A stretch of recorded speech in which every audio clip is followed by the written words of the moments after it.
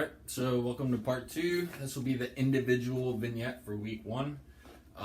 Again, to start this video, numero uno, we want to sanitize this table that the patient is laying on before they get on, as well as after they get off.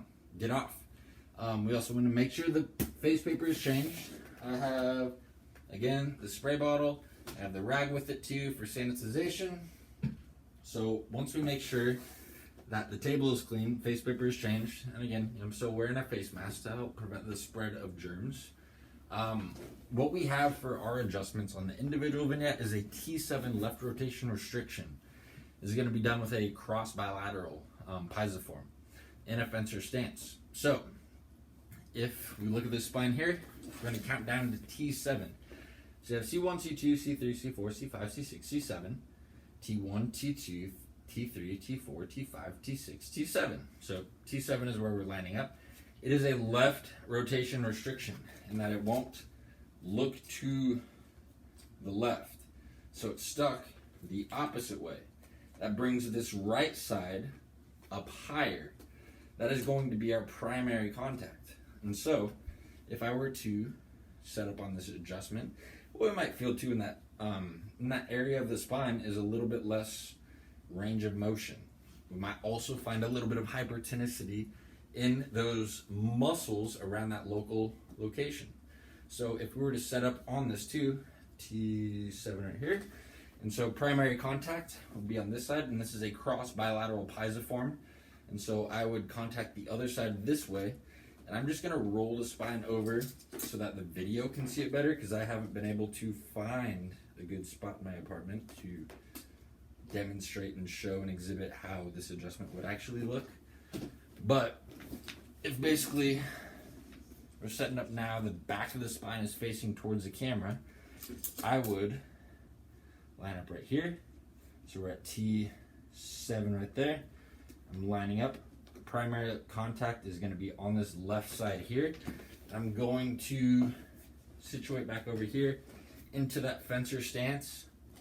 And basically the line of drive is going to be P to A, I to S, and then a little bit of torque with it too, with our hands crossed. When we adjust, there's going to be a little bit of a torque that goes into the spine. That's also going to help increase the speed of our adjustment too, and the ease of the adjustment to take place. It's going to produce faster speeds, which is only going to help the adjustment.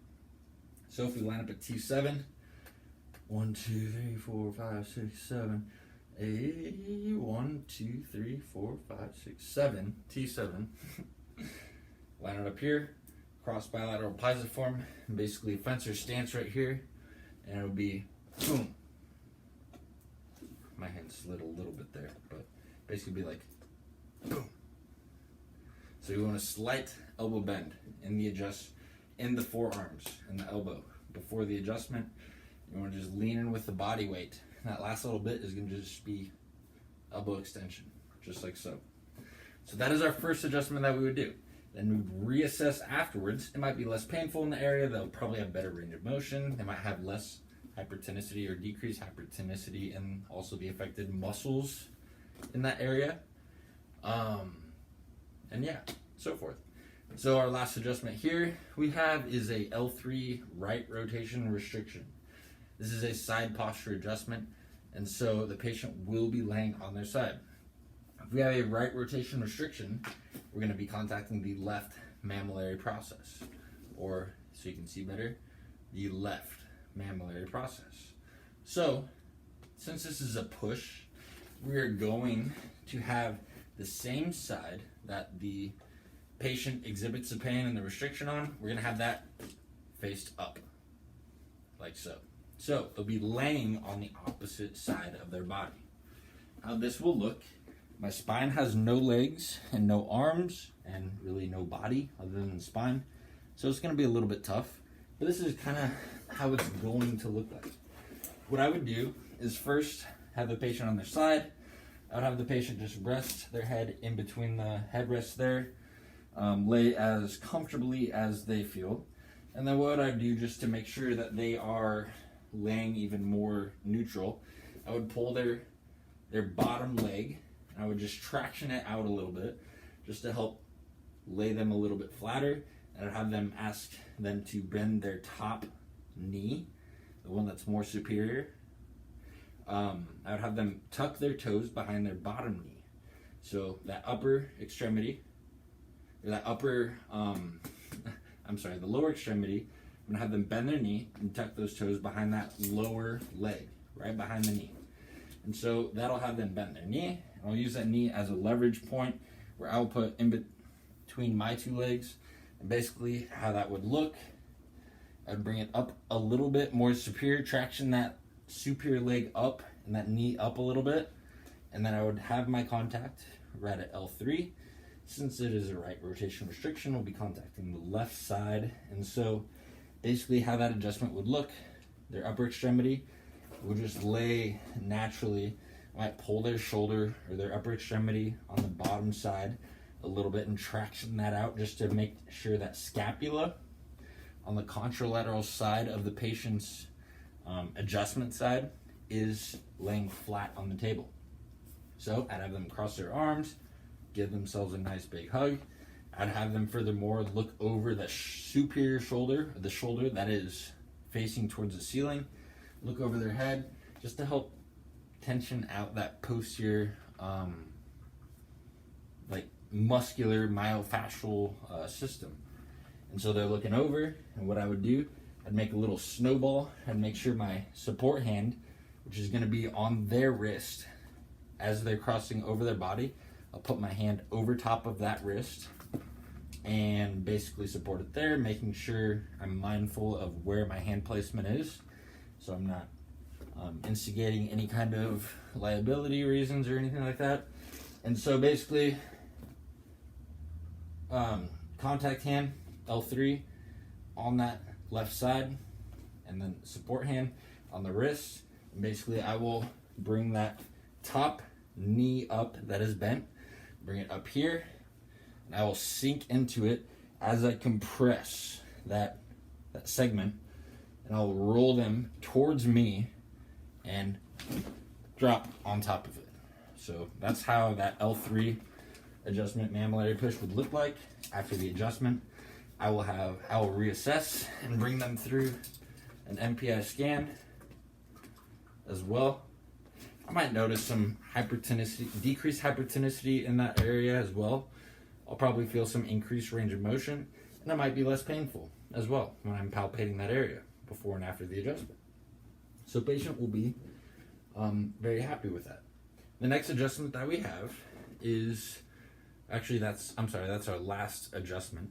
What we have after that is going to be some exercises that we'll give to the patient. And so this one will be very fun to watch myself do.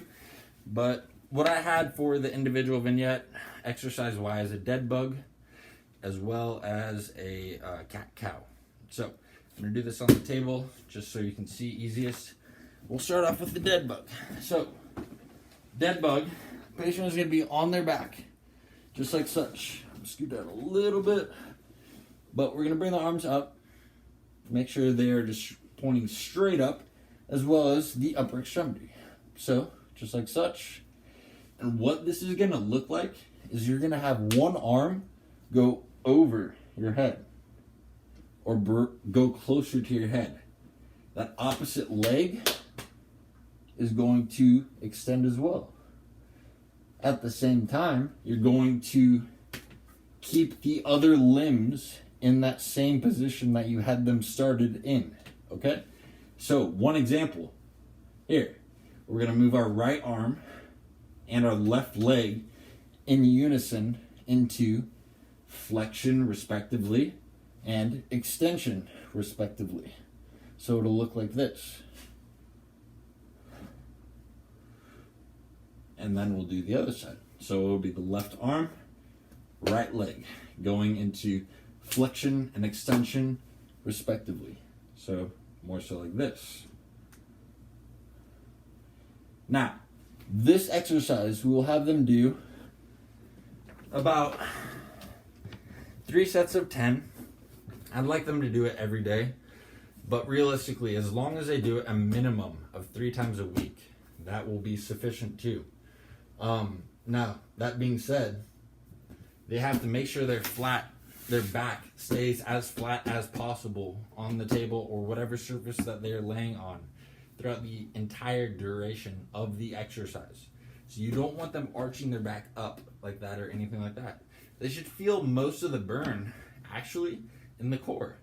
So we think about where this patient's complaint is, and it's more so in the mid-back, and it's a rib intercostal sprain strain. We have to work on core stabilization to make sure that any activity that they do, for example, the patient always has pain when they're raising their right arm, and that's the same side of impact.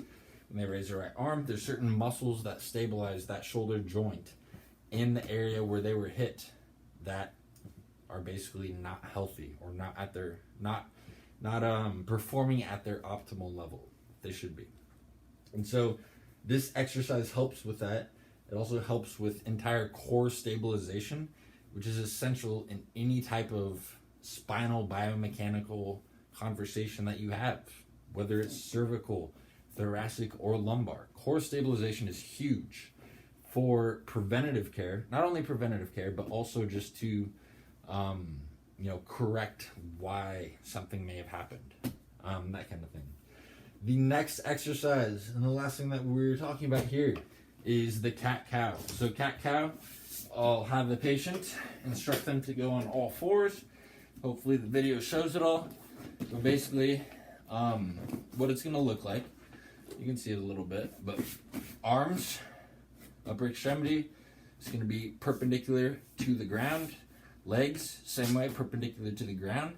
All we're going to do, my shirt is kind of showing extra, this will help show the movement pattern that the patient should have with this exercise. So back is also in a neutral spine orientation. We're not going to be like sinking down like this or anything. We will be, but not before we do the exercise, and not before we do that. So the cat-cow, we're going to be on all fours, arms and legs perpendicular to the ground. Basically, when we inhale, we're going to do a couple things. We're going to arch our back like so. We're also going to lift our chin up. So it'll kind of be like, so we'll have that kind of coupled motion, that whole extension, that full spine extension type of motion. And at the same time, the patient is going to be breathing in. They'll be inhaling. So they'll be stick their belly down or arch their back more, put extension into the spine, and then so what happens there? They're expiring. They're breathing out all of that air, and they're doing the opposite biomechanical pattern that we did before. So we're doing flexion. So as our elbows are still perpendicular to the ground, we're going to breathe in and sink, kind of stick our butt out a little bit, put extension in the spine.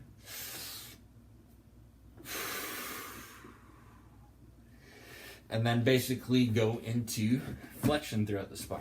So more so like that kind of thing, where we flex the spine up and squeeze those abs and breathe out all of that air simultaneously. So that only doesn't only work out the abs, but it also works on the breathing mechanics as well, too, that the patient had trouble with. And it's kind of forcing a certain respiratory pattern, and like training them to breathe a certain way and incorporate certain muscle groups in a certain way as well. And I think that's very important for the patient. Where they should feel that is basically the erector spinae and the abs as well. For that last exercise, what we were doing with the bird dog, of course we talked about core stabilization, so they might feel a little burn in there as well. But they might feel some burning sensation in their shoulders as well too.